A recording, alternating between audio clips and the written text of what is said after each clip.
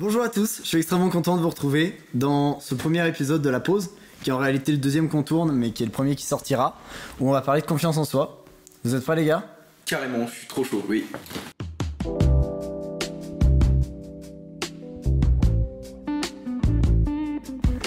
Romain, Léo, est-ce que vous vous souvenez d'un jour où vous vous êtes dit « Là j'ai confiance en moi, aujourd'hui je sens que là je me sens bien, j'ai confiance en moi ».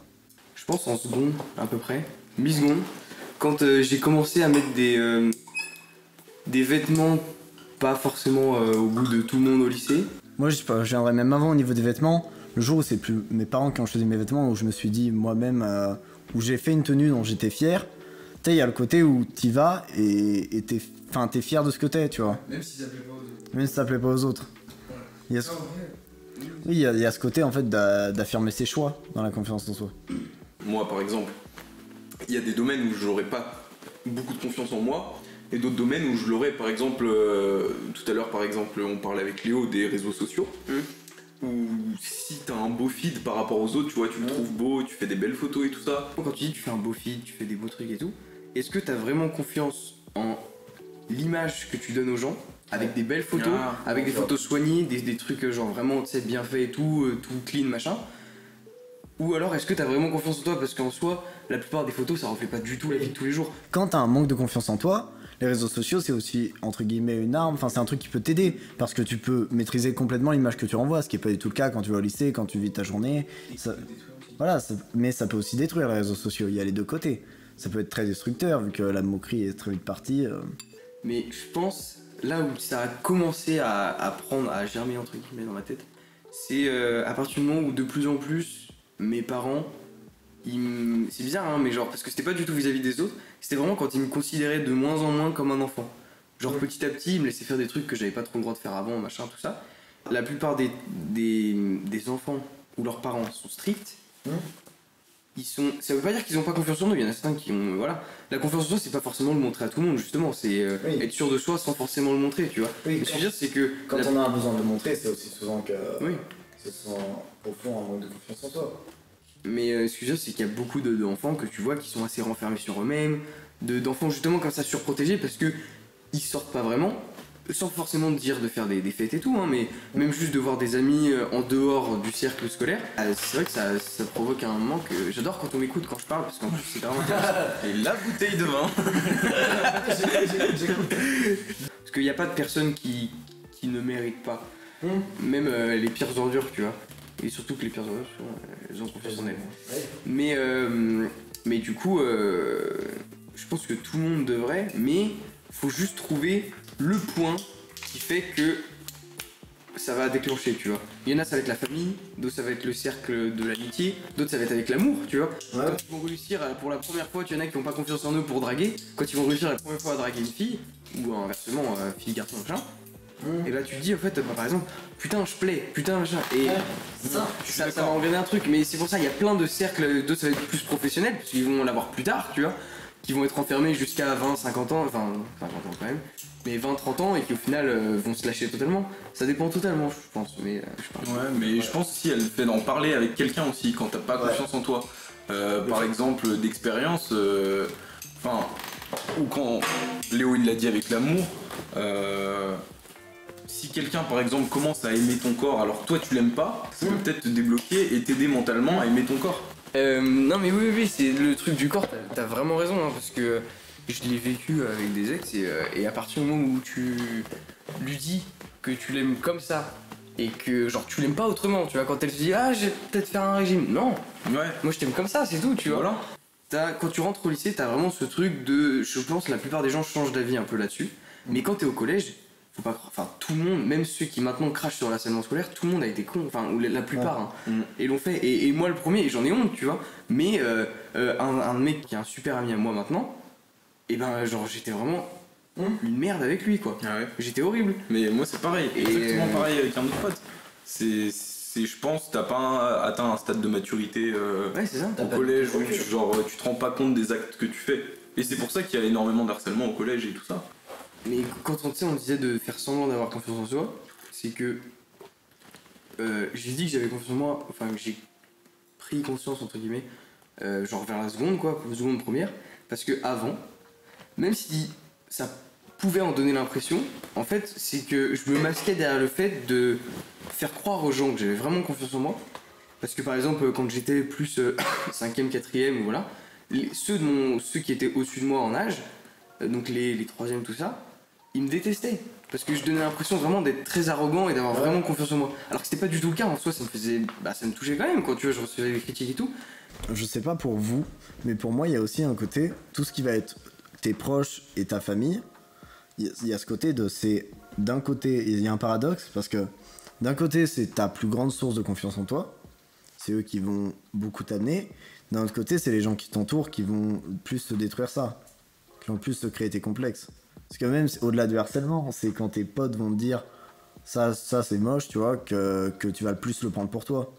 Je le prends beaucoup plus à cœur quand quelqu'un, un pote à moi, proche, surtout proche, me dit que quelque chose que j'ai fait ou quelque chose, enfin bref, voilà, n'est pas bien, ou c'est foiré, enfin bref, voilà, que quelqu'un dont je suis pas forcément proche ou quelqu'un que j'aime pas. Quelqu'un qui me dit c'est pas bien, bon, je m'en fous. Par contre, quelqu'un qui est proche, je me dis que, vu que dans la plupart de mes relations, amitié et tout, j'ai toujours voulu que ça soit vraiment le plus transparent possible, tu vois, quand c'est des amitiés proches, et qu'il n'y ait pas de langue de bois. Si un jour qu'il y a un truc qui est foiré, bon, c'est foiré, c'est pas grave, c'est la vie. Mais du coup, quand quelqu'un te dit ça, tu te dis, ça veut dire que c'est vraiment nul. Et je le prends beaucoup plus à cœur. Alors que quelqu'un que j'aime pas, je veux juste me dire en mode ouais, c'est de la jalousie. Tu sais, les gens se plaignent souvent d'avoir des ennemis ou des gens qui les aiment pas. Mais si t'avais pas d'ennemis, ça veut dire qu'en gros, tu dérangerais pas, tu dérangerais pas ces gens. Parce que si tu les déranges pas, t'as aucun intérêt pour eux. Donc en fait, t'es inexistant si tu déranges pas les gens. Exactement. Pour toi, Romain, qu'est-ce qui peut créer un manque de confiance en toi ? Un manque de confiance en soi, ce qui peut le créer. Honnêtement, de multiples choses en vrai, moi je dirais, mais les critiques, c'est à double sens en soi, parce que les critiques ça peut te renforcer comme ça peut te détruire. Quand tu dis c'est à double sens, c'est-à-dire qu'en soi, le fait de la confiance en soi, c'est un peu comment tu vas accepter tes expériences et tes échecs du coup. Exactement. Ouais, c'est comment tu vas faire face à ce qui t'arrive. Par exemple, quand je parle de critiques, quand tu commences à les accepter au fil du temps et que t'en as plus rien à faire, en soi, au final tu commences à avoir confiance en soi quoi. Mais ouais, il y a de multiples choses, mais bon, les critiques c'est sûr que ça peut te détruire aussi. Même dans cette société, il y a énormément la vue sur les autres, suivre un peu le mouvement de groupe. Ouais, et puis ce qui est un peu dangereux, c'est que la période du collège, la période où on se construit, c'est en même temps la période où on juge le plus, où on se compare le plus. Au collège, on a beaucoup cette vision de les enfants, c'est un peu des copies de leurs parents, dans le sens où tu reproduis les idées de tes parents. Au lycée, tu commences à te construire, à avoir des idées différentes. Et du coup, les gens commencent à réfléchir par eux-mêmes. Tu peux leur donner ton avis, et ils vont se dire « Ah, c'est peut-être pas con non plus, ça fonctionne aussi ». Alors qu'au collège, t'es beaucoup fixé sur l'idée de ton entourage proche, t'as très peu de changements possibles. Je sais que moi j'avais beaucoup d'amis qui par exemple ne pouvaient pas trop sortir entre les cours, à la fin des cours ou au début, ou même faire des petites fêtes et tout. Je parle surtout pour le début, genre jusqu'à la 5ème. 4ème ça commence généralement un peu à se déclencher, mais il y en avait même qui pouvaient pas trop, tu vois. Et du coup c'est vrai que même si c'est pas les moments où t'as les discussions les plus éclairées on va dire, t'as quand même de l'échange avec des gens, tu vois. Et même je sais pas, si tu vas chez un ami, tu parles avec ses parents, ça t'apporte un autre point de vue, t'as pas les mêmes, ils ont pas les mêmes idées, ils parlent pas pareil, et du coup, à partir du moment où tu commences à vraiment avoir une liberté vis-à-vis de tes parents, pour la plupart, et tu peux, je pense, de plus en plus te forger quelque chose parce que tu sors en ville, donc tu vois des trucs, tu vas voir des films, je sais pas, avec tes amis, ou tu vas faire des sorties, bon, il y en a de moins en moins qui vont au musée, mais voilà, on va dire ça. Tu peux faire un peu tout et n'importe quoi, et c'est là que tu peux vraiment t'apporter une culture autre que celle de tes parents et de ta famille, ou des cours quoi. Ma mère des fois elle vient me voir, elle me dit ça va machin, parce que je parle pas, parce que je me fous un peu à la maison. Je fais ouais, alors qu'en soi j'aurais envie de lui déballer tout mon sac quoi. Et dire plein de trucs qui vont pas, parce qu'il y a plein de trucs qui vont pas bien et tout, mais que tu te donnes une face auprès de tout le monde. Je pense à notre âge, de plus en plus tu peux parler à tes parents, tout ça. Malgré que le fait, moi de plus en plus avec mes parents, on parle de tout, de plus en plus, malgré que l'amour ça soit encore un peu compliqué. Mais en tout cas moi avec mes potes, quand je vais mal, quand on se rejoint, quand je les vois et ça me fait énormément plaisir, je leur parle de tout ce que j'ai à déballer et ça fait un bien fou sans qu'ils te répondent quoi que ce soit. Juste tu parles avec eux, tu déballes ton sac et là à ce moment-là déjà ça te fait un grand pas en avant dans la confiance en soi je pense. Oui, mais tu vois, c'est ce que tu disais tout à l'heure par rapport. Tu disais, je suis pas très bon pour parler pour réconforter les gens, mais je suis bon pour écouter. Ouais. Pour moi, à partir du moment où tu écoutes quelqu'un, à partir du moment où quelqu'un a des problèmes et qu'il a un ami pour l'écouter, qui prend du temps rien que sans parler de s'il est bon pour réconforter, qui prend du temps, qui est là pour lui, c'est déjà l'aider complètement. C'est déjà aider la personne. Mais être à l'écoute, je pense, avoir un ami à l'écoute, c'est quand même énorme comme chance. Moi j'adore. Je m'adresse aux 3 caméras. Si vous avez pas de personne, genre pour vous confier et pour parler, il y en a beaucoup qui ont honte de le faire, et moi le premier au début. Allez voir un psy, ça fait un bien fou. Ouais. Vraiment, c'est un mec, c'est son boulot, il est là pour t'écouter, il est là pour t'aider du mieux qu'il peut. Il n'y a aucun sentiment qui rentre en jeu, il n'y a pas d'affinité ou de machin, parce qu'il connaît pas ta vie. Tu lui racontes ce qu'il y a, il est là pour t'écouter, il est là pour t'aider. Une fois, je vais en soirée chez Martin, de base, on est là juste pour parler entre nous deux, ça fait longtemps qu'on s'est pas vu, il invite Tom en plus, et la première fois qu'on se voit, bon, je vais pas raconter tous les détails, mais on a déballé tous nos problèmes. Nos problèmes, que ce soit de famille, d'amour, sans avoir honte. De tout. On a débattu sur plein de sujets, sur la confiance en soi, comme on est en train de faire. À notre âge, je trouve qu'il y a beaucoup de gens, nous on le fait un peu, il y a beaucoup de gens pour qui c'est difficile de parler de sujets comme ça. Ouais. Parce que c'est pas des sujets qui sont évidents à aborder. Quand c'est à notre âge, enfin, pas à notre âge, pardon, genre plus tard, il y en a plein qui le vivent bien. Enfin, il y a beaucoup moins de problèmes, on va dire, de confiance en soi parce que t'es dans la vie active. Là où ça se forge ou alors ça peut se détruire, c'est quand t'es au lycée et t'as la boule au ventre d'aller au lycée. C'est tous les délires de popularité en fait. Avec les délires de popularité au collège, t'idolâtres des gens. À partir du moment où tu te rends compte que c'est les mêmes que toi, ta confiance en toi elle grimpe. Après moi je pense qu'il n'y a pas le fait d'être populaire pour avoir confiance en soi. Je pense pas. Moi, pour moi, j'ai jamais été populaire dans quoi que ce soit. Je le vis très bien en vrai, moi. Non, pour moi, c'est pas être populaire qui amène à la confiance en soi. C'est comprendre que la popularité, c'est rien. Et c'est éphémère surtout. C'est éphémère, c'est rien. Bah oui. Dans le sens où tu peux être populaire ou pas et avoir confiance en toi. Ouais, mais carrément. Et même moi, la popularité ne m'a jamais fait rêver en vrai. Voilà. Ceux qui n'ont pas confiance en eux, c'est ceux qui sont pas populaires et qui ont envie de l'être, ou ceux qui sont populaires et qui ont peur de plus l'être, tu vois. Quand t'es bien là où t'es et tu comprends que la popularité, on s'en fout, c'est ridicule dans le sens, tu peux être super populaire au collège, t'arrives au lycée, c'est parti. Tu peux être super populaire au lycée, t'arrives dans la vie active, et tu seras peut-être à l'usine. Moi, enfin, c'est pas vraiment une critique, mais par exemple, quand tes parents, ils sont déçus de toi, de quelque chose que t'as fait, alors là, mais comment tu te sens le plus mal profond au fond de toi-même, genre c'est horrible. Et là, à ce moment-là, des fois, tu perds confiance en toi. Quand tu déçois les gens, moi c'est plus la déception que la critique qui me fait perdre confiance. Ouais. Pour moi, j'ai commencé à vivre et à me créer à partir du lycée. Ouais, exactement. Mais moi, pareil. Moi, au collège, j'étais juste renfermé dans moi-même et les jeux vidéo, tu vois. C'est ça.